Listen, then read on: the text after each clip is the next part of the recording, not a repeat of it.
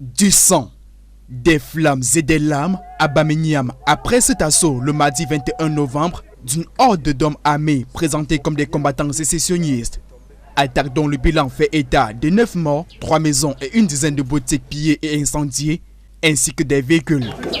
Pour brûler comme ça, c'est la première fois. Plusieurs personnes, dont des femmes et enfants, ont été kidnappées au cours de cette incursion. Parmi eux, les employés de ce jardinier. Ils me disent que comme je n'ai pas coopéré, ils vont amener l'enfant devant le chef.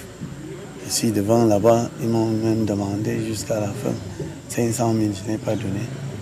Si devant le chef on décide que c'est 5 millions, c'est que j'avais sorti ça, donc il va rentrer. Les témoignages sur place laissent cependant interrogateurs. La lettre, selon les populations, a été donnée plusieurs heures avant l'attaque par les membres du comité de vigilance, sans que les autorités ne prennent des mesures conséquentes.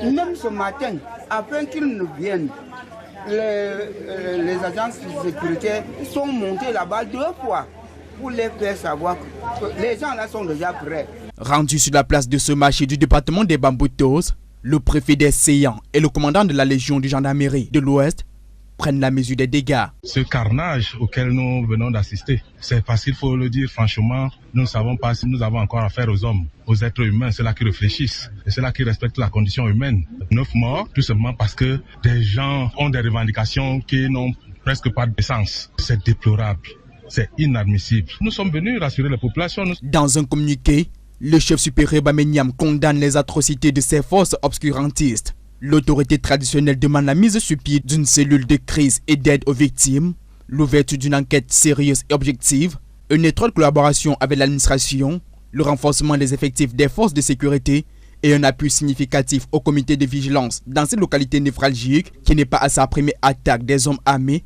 venant des régions anglophones en crise depuis 2016.